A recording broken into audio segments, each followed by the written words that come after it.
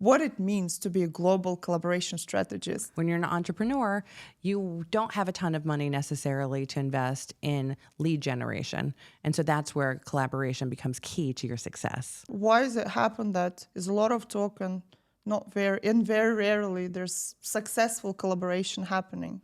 We have a huge problem in society and humanity, and it's called communication. I had many failed collaborations, and I don't know why. That's why you need me.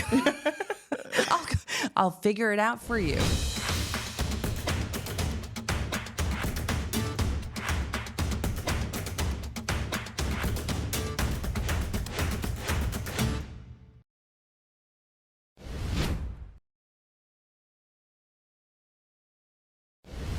Hi guys, welcome to my new episode, Brands Through Stories, a podcast about people behind successful brands, companies that have a positive impact on our lives and our planets.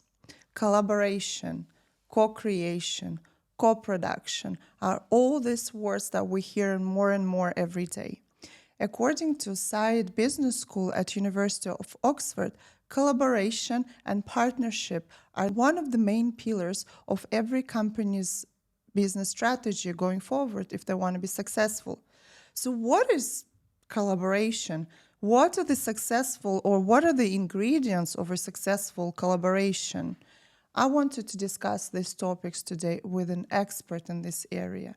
Please welcome my guest, Rachel Meuleman. She's the founder of Biz Advisors, and she has a very unique title, Global Collaboration Strategist. Welcome, Rachel. Thank you very much, Rachel, for joining me today. Thanks a lot. I really appreciate your time, finding time to come to this podcast. And I think you're the first person that I've seen with a title like that, the services that we all probably need as entrepreneurs today.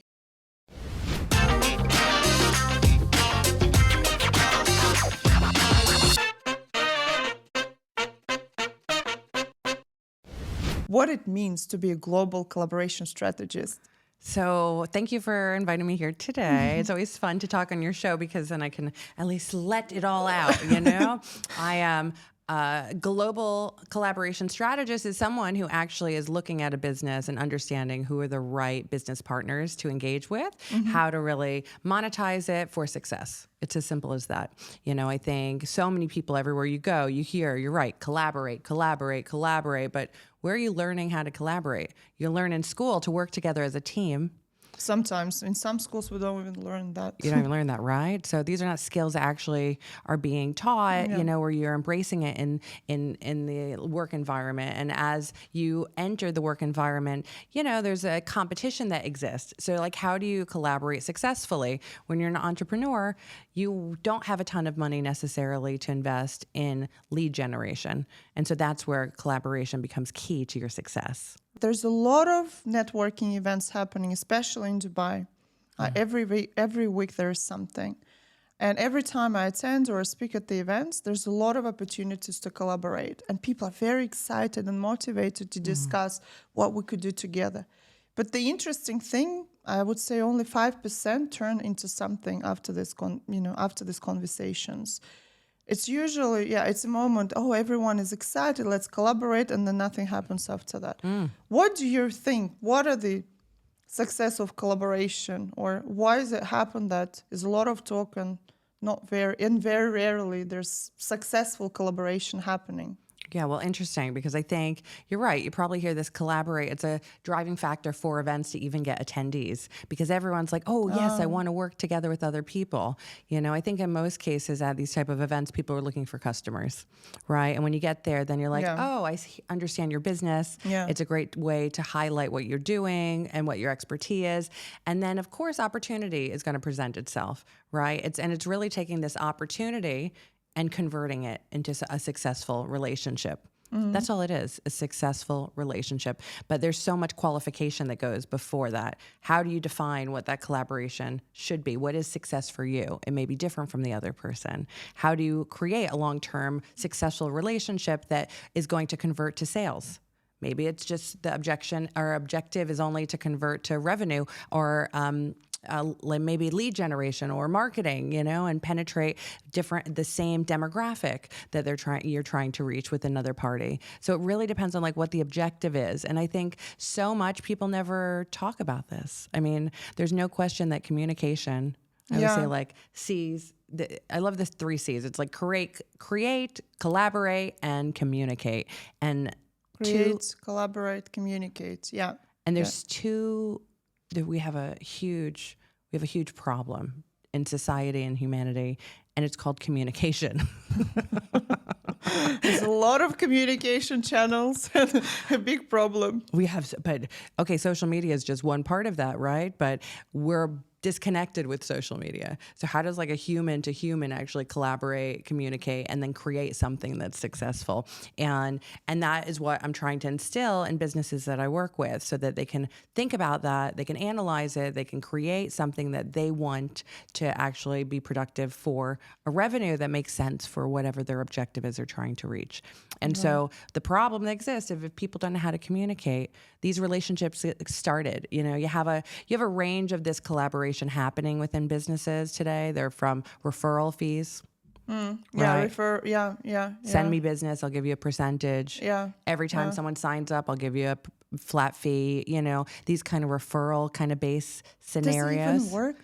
I really don't. I question how successful they are. Yeah. From the minute you sign, I mean, any entrepreneur that's listening, from the minute you have a referral, how often are you getting that referral? Yeah. I think with my case, maybe out of all the referral partners that I've ever signed, I actually maybe received a couple of deals. That's it. It was never, when it comes to the contract, there's always discussion. Yes, we'll pay you, 5%, 10%, good money. And then they just disappear. And then I feel like those referral partners, if they see a better deal, they just go for it, which I understand. And why do you understand? Because at the end of the day, they all want money. So, the lowest hanging fruit is what they go for. Well, that becomes the reality, right? Because if the driving factor is always revenue-based, especially in business, that people are going to prioritize where they can make the money fast first, right? Then you're going to lose that, that buy-in, that connectivity. And so that becomes the question, So maybe by creating an ecosystem of referral partners, is not necessarily the right strategy to give you what you need. Because if you're looking for revenue, how are you going to create stickiness with your referral partners that are going to stay engaged with you? Right. Yeah. So it's more than, so the collaboration is more than just we met, we had a great chat, and we signed the contract. It's actually a proper relationship that you need to maintain. Have to put goals, right, that you both are happy with, and you need to continue, and expectations, correct, and then act on those. It's almost like your own business plan. Right? Right. What is your mission? What are you guys planning to do together? What do you want to succeed? What do you want? What's your objective? How are you going to get there? How are you going to measure it? What is going to be success for you? What is not going to be success for you? And then taking a temperature check every so often to be like, hey, this is not working. Maybe we don't keep on trying to make this work, right? Or why is this not working? Did they just not have the right demographic of customers for me? Like, where was the discrepancy? Did they not communicate back to me enough? Even how you communicate needs to be kind of defined. And when it comes to the collaboration, it's not just a business to business collaboration to drive revenue, for example. That's just one. Just one of the ways, One of the ways, right? It may be I think partnership within your customer-client relationship. How are you servicing your customer, right? Because the best marketing in town is word-of-mouth marketing. So if you're able to strengthen that relationship with your customer and be able to leverage their love for your service or product and get through their connections and their outer circle of connections, you're going to get word-of-mouth marketing that will eventually add to your bottom line. So it really varies on what kind of collaboration the business is interested in and what their key objectives are to achieve. When it comes to the client's collaboration, my idea of providing them amazing service and hope that they'll refer you to the next person. Yeah. Is there anything else? How could I look into that relationship more as a collaboration? Are you getting feedback? Fruitful. Do you know what they think about you? I hope they love me. So the answer is no. No, You but know? I feel it. I feel. Where do you feel? So I'm very bad at asking for feedback. I most feel people are. embarrassed. I know. So many people are. That's why you need me. I'll figure it out for you, you know, exactly what are the services that you're offering, what is the feedback that you need to get, and then measure exactly how often you're getting it. Could be a survey on SurveyMonkey that you send out, right? It could be as simple as that after, an invoice is paid.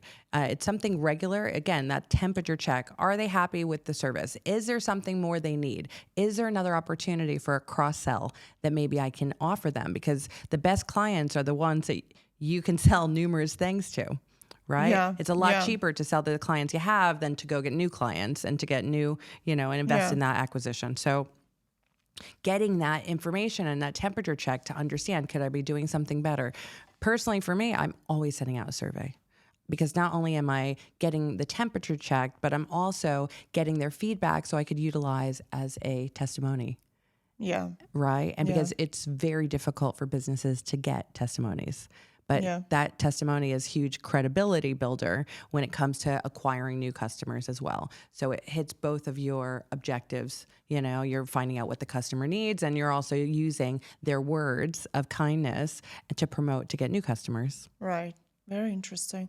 I mean, I understand the importance of it, but I've always felt that maybe I could just read their face and their gestures. Yeah. But I think it's the right way. I had a customer. Absolutely. I mean, I had a call the other day. I always love this. I got a call from a company that I'm using their service. I'm paying a very nice, hefty cost to their service. So they hired someone to call me to find out if I'm happy. This was the best. They called. I said, hello. Now, everyone has no time, right? So for someone to call that I don't know, let alone, the risk of me picking up is very low. But I finally pick up the phone. Yes, hello. And the person's like, oh, hello. Hello, you talk. I'm a busy person, I got things, I got kids, I got to make dinner. Like, who's this? People are not even aware of how to even engage on the phone. And they said, and this is amazing. They reached me on the phone. So they said, yes, I'm calling with so-and-so business to find out how are you enjoying our services? And I said, great. And they said, okay, great. Thank you so much. All right. And they get off the phone. No joke.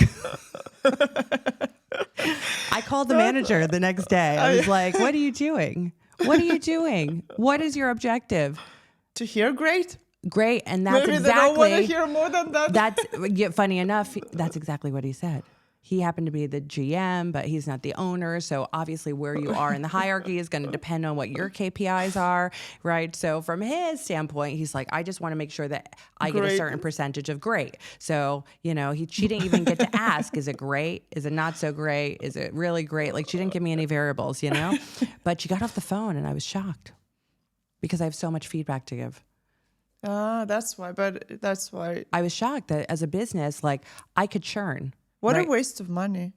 Absolutely. Well, I'm like, missed opportunities. Missed opportunities. Right, but that's a connection right there. That's a connection, and that will drive new business, right? Right. That will or will not drive new business, how to use it. But again, that's that customer relationship. What else? Where else is collaboration? What else can we... collaborate. Yeah. With, where else? I was speaking to a client earlier today. They're targeting a couple different industries. And so I asked them, I said, have you considered any collaboration? Right? Because you have this marketing funnel. Anyone in marketing is going to know about the marketing funnel. I think it's like the 101 of marketing, right? It's an upside down triangle. And it just says, depending on where your customer acquisition is going to be at the top if they've never heard of you before, and you're going to get down to the bottom to eventually convert to sales, right? Yeah. The top is super saturated, right? We're getting bombarded by messages constantly, right? So how do you not spend a fortune and get to the bottom, right? Because if you follow that process, it could be very long and very costly. So for small businesses or entrepreneurs, and even someone who is like a business owner who doesn't even know all the parts of the business, so many times you have an entrepreneur that's wearing many hats. I'm operations, I'm sales, I'm marketing. Like, they don't even have time to figure it out. So how do they be as effective as possible for the least amount of money?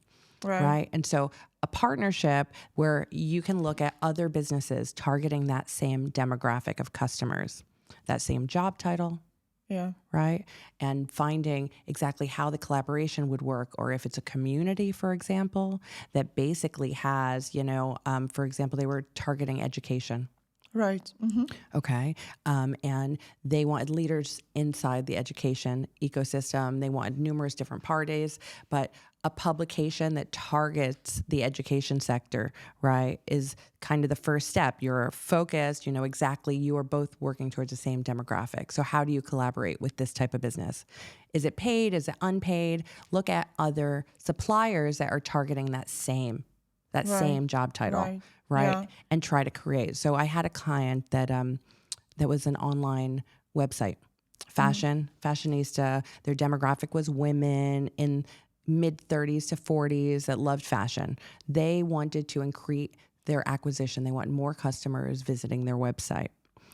I created a collaboration between a business that was recyclable, kind of like sustainable fashion, right? And they created a product together. So that's collaboration through product co-creation. Yes, absolutely. You could do it through product, but they were selling something unique for both of them. They each had their own objective. One was to drive revenue and foot traffic. The other one was basically, to increase the traffic on their website and acquisition of new followers on all their social media and so forth. And so we just created a product that was very specific, to that. And it worked fabulously and it didn't cost them any money. Wow. Yeah, that's very interesting. Any other areas we can, what about employee collaboration? Is there anything? So I always like to talk about the leveraging the staff. Yeah. Right? I mean, I think the most advanced business owners value their staff and see the value of those team members of either making or breaking your business, right? And when you identify someone who is fully on board with that methodology, that wants to inspire and wants to be a leader, right? Then you can get your team on board with your vision and your mission. But more importantly, you could leverage your team. And I always say, people are proud of where they work. You go and meet anyone socially, anywhere. Usually top few questions are, what do you do? Right? Oh, I work so-and-so. People are walking, there are brand ambassadors walking the streets constantly outside of working hours. So you can do that through website like LinkedIn, for example. There's a great opportunity to leverage, every staff member so that anytime they're communicating, they're holding your banner of your business everywhere they go. I think that's really powerful.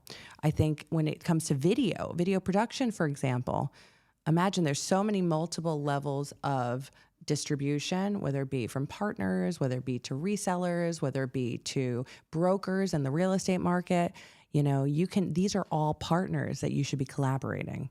Yeah. And you can be communicating or letting them communicate on behalf of your brand, right? And co-branding it just for branding expansion. Yeah. Yeah. I'm thinking now it's good to have your own global collaboration strategist inside the company now because it makes sense. There's so many ways of collaborating, right? I bought into this. I love it. Okay. Yeah. And I thought that, yes, I sort of understand different scenarios. I agree, but I've never put it as one thing.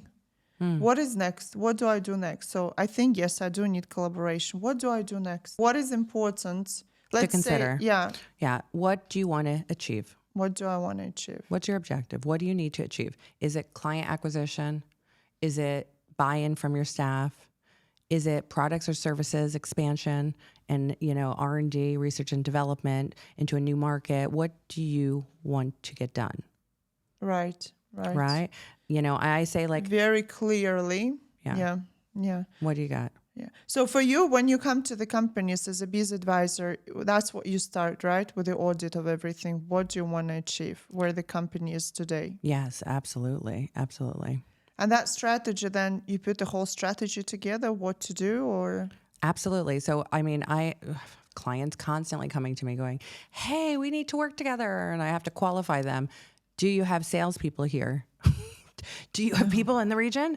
Because if you don't, I can't really help you. You're not the right client for me. But if you have people on the ground that are active to connect and collaborate, right? And on the face of the company, then we could work together. We could work on exactly what that strategy looks like.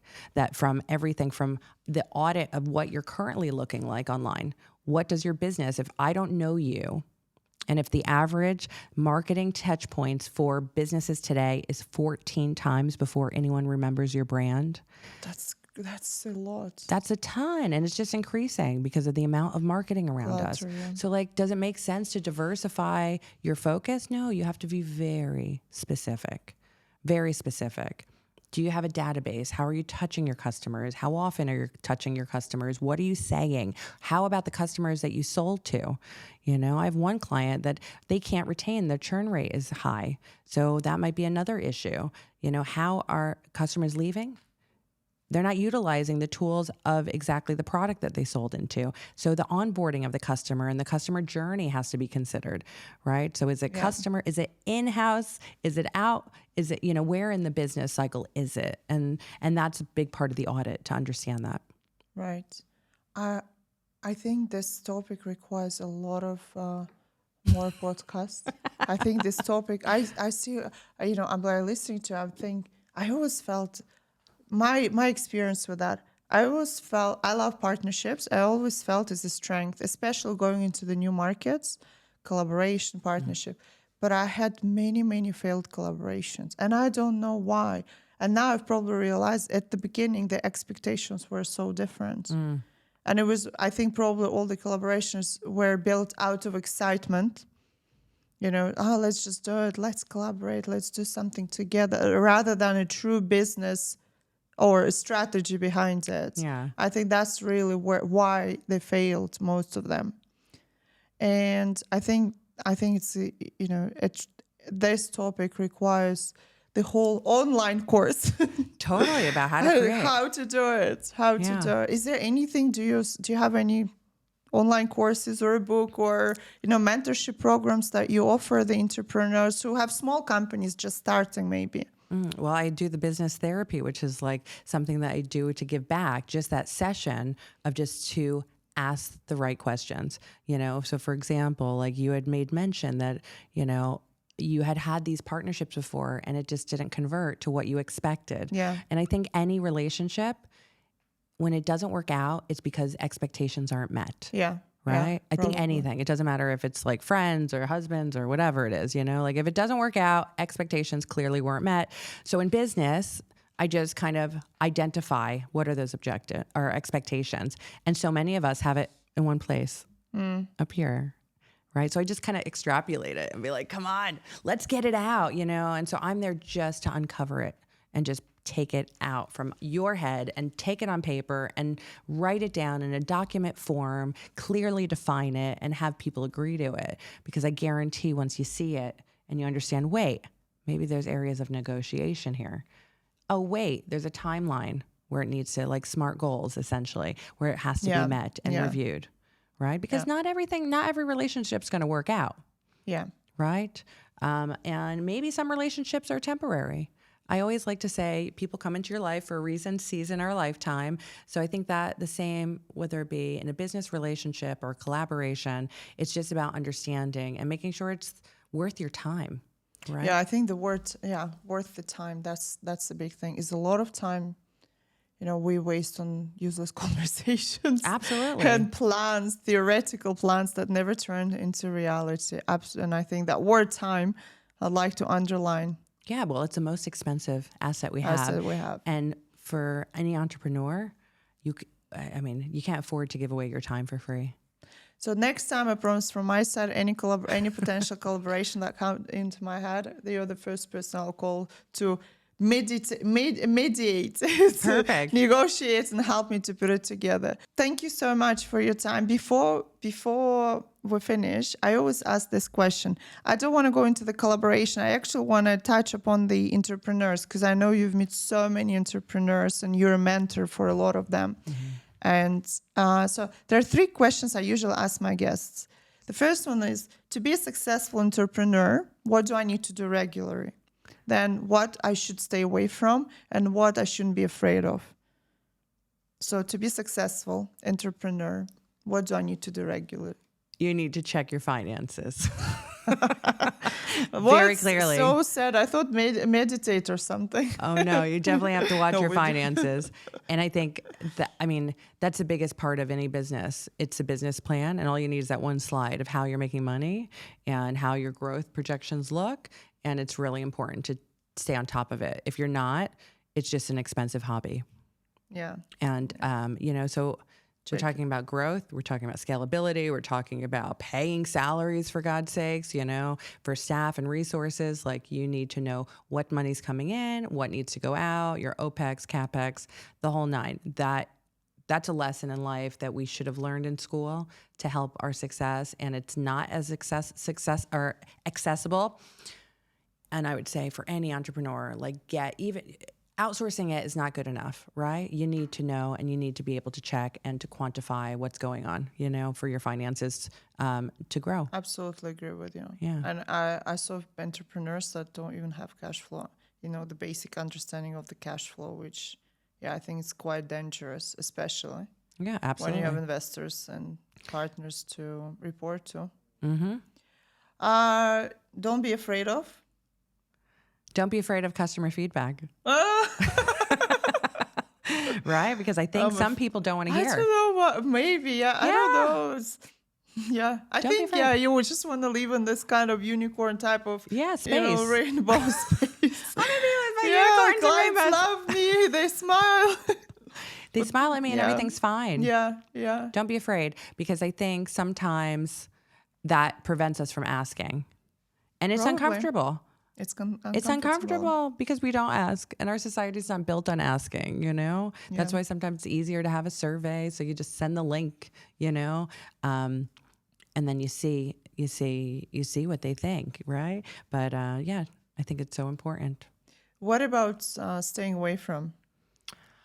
Staying away from, I strongly believe in red light and green lights. And when I say that, I mean it and represent energetically. So from people specifically, and stay away from anyone who's a red light that is sucking from your business, right? If that makes sense. Sucking in a negative way.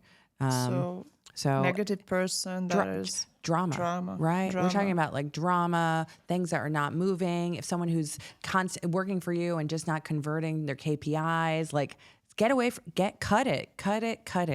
I think people hold on. They hold on. It's another fear probably sometimes. Absolutely. We have to cut it.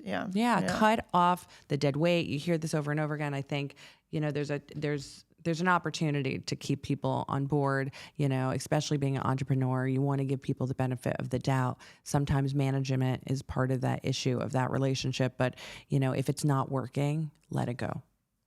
Great. Rachel, thank you so much. Another great conversation. A lot of things I've learned, a lot of things to make me think on my holidays. I think it's important for all of us to understand how to communicate and collaborate properly. Yeah, absolutely. I appreciate having this platform to share this. There's no question, it is like marketing, like a big bunch of stuff you can be doing, but this is so key to your success of your business, So like you mentioned, the online course I have, becoming a celebrity in your industry, but that's touching one. That's basically helping you connect with a new customer and helping with that acquisition based on credibility and trust. Right? But there are so many other objectives that need to be accomplished, whether it be in-house staff retention, whether it be, into a new market and a global territory. There's so many different objections, and they do change. So you're right. Maybe just a checklist of everything to consider, when you are trying to achieve some of these, objectives. But nurturing those relationships, I think, are key. After understanding kind of the checklist of communication points that you need to be aligned with in order for it to be a win-win for both parties. Win-win for both parties. Great. Thank you so much, Rachel. Thanks a lot. You're welcome. Awesome. Thank you. Oh, good. I love it. Oh my God. I'm thinking, why didn't I do this? Why didn't I? Really? Why don't I ask clients for their feedback, testimonials, and everything? It was great. Global Collaboration Strategist. That's cool. God, that's a great thing. Cool. Thank you so much. Yes. And chop.